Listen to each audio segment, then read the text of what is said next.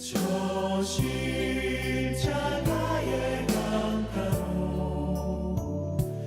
내 주의 사랑 있는 곳, 내 주의 강가로.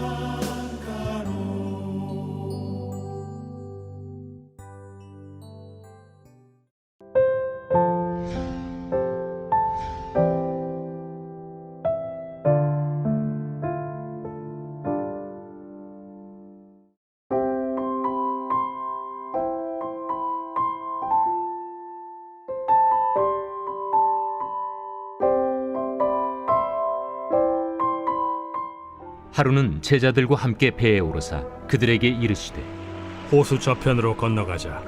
이에 떠나 행선할 때에 예수께서 잠이 드셨더니 마침 광풍이 호수로 내리침에 배에 물이 가득하게 되어 위태한지라. 제자들이 나와 깨워 이르되 주여, 주여, 우리가 죽겠나이다. 한데 예수께서 잠을 깨사 바람과 물결을 꾸짖으시니 이에 그쳐 잔잔하여지더라. 너희 믿음이 어디 있느냐? 그들이 두려워하고 놀랍게 여겨 서로 말하되 그가 누구이기에 바람과 물을 명함에 순종하는가? 누가복음 8장 21절에서 24절까지 말씀으로 풍랑 중에도 하나님은 함께 하십니다 라는 제목으로 함께 5분 묵상 나누겠습니다. 여러분에게 하나님의 말씀은 어떤 의미입니까? 시편 119편 105절에는 주의 말씀은 우리의 인생의 등이고 빛이다 라고 정의 내리고 있습니다. 여러분의 인생을 살면서 하나님의 말씀이 등불됨을 경험한 적이 있습니까? 오늘 우리가 읽은 누가복음 8장의 말씀은 저의 삶 속에서 가장 힘들 때 소망의 빛을 주신 말씀 중에 하나입니다. 갈릴리 호수는 지형적인 요인으로 인해서 풍랑이 불곤 합니다. 제자들도 예수님과 함께 배에 있다가 풍랑을 만나게 되었습니다. 제자들은 풍랑 가운데 생명의 위협을 느끼며 두려워하였고 예수님께서 풍랑을 꾸짖으시고 잔잔케 하신 장면이 바로 오늘 본문의 내용입니다. 풍랑은 바람이 불어 일어나는 파도를 의미하죠. 여러분은 풍랑을 경험한 적이 있습니까? 제가 한국에서 사역할 때 학생 수련회로 울릉도를 방문한 적이 있습니다. 눈에는 화창한 날씨였습니다. 배가 출발합니다. 파도가 부니 배가 놀이동산의 바이킹처럼 출렁거립니다. 배에 타고 있던 승객들은 환호성을 지릅니다. 그러나 즐거움은 잠시였습니다. 그 이후에 포항에서 울릉도까지 3시간 내내 파도가 멈추지 않았으니까 말입니다. 큰 파도 가운데서 인간의 무력함을 경험한 시간이었습니다. 그런데 오늘 성경에서 제자들이 만난 것은 광풍이라고 묘사하고 있습니다. 풍랑이 얼마나 심한지 말입니다. 그 자리에 있는 제자들은 두렵습니다. 생명의 위협을 느낍니다. 첫 번째, 풍랑은 우리에게 두려움을 줍니다. 예수님과 제자들은 풍랑을 예상하지 못했을 것입니다. 만일 풍랑을 예상했다면 배를 선택하지 않았을 것입니다. 그런데 갑자기 찾아온 광풍으로 인해 어려움을 당합니다. 풍랑은 갑자기 찾아옵니다. 누구도 예상할 수가 없습니다.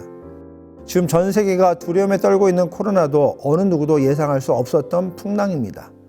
그리고 예상하지 못한 풍랑은 모든 이들을 두려움으로 몰고 갑니다.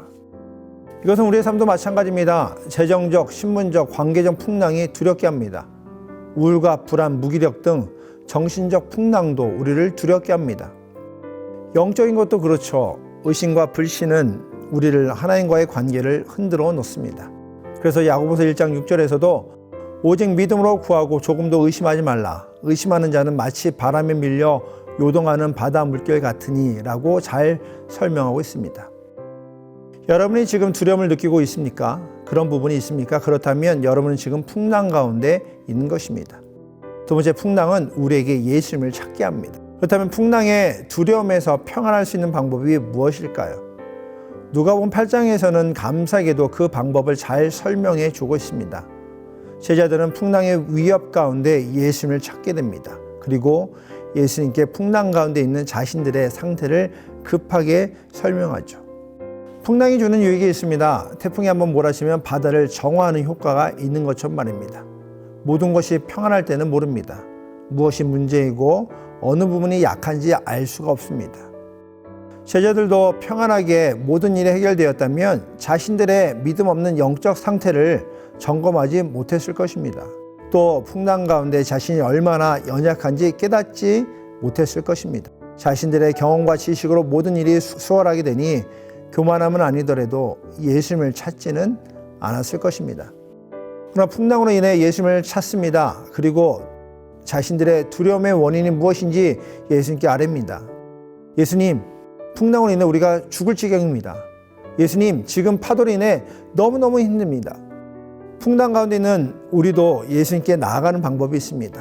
빌립보 4장 6절, 아무것도 염려하지 말고 오직 모든 일에 기도와 간구로 너희 구할 것을 감사함으로 하나님께 아뢰라.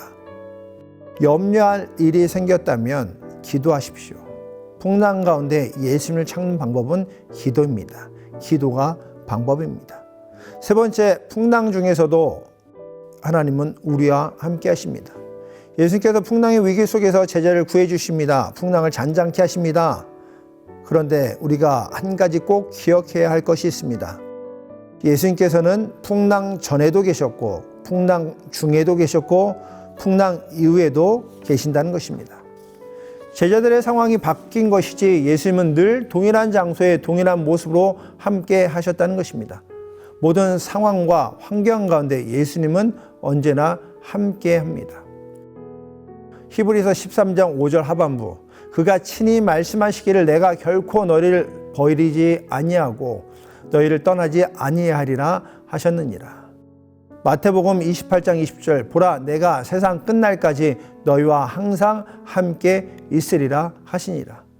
이사야서 41장 10절, 두려워 말라 내가 너와 함께 함이니라. 놀라지 말라 나는 내 하나님 됨이라. 내가 너를 굳세게 하리라. 참으로 나의 의로운 손으로 너를 붙들리라. 아멘. 하나님께서는 저와 여러분의 삶 가운데 함께 하십니다. 풍랑이 있건 없건 하나님께서는 함께 하십니다. 세상 끝날까지 함께 하십니다. 그분이 임마누엘 되신 예수 그리스도 되십니다.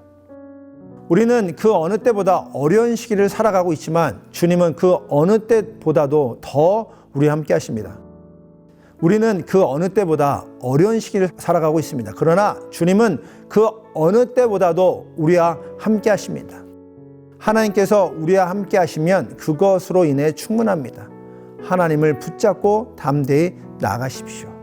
우리는 결국 승리하게 될 줄 믿습니다. 아멘.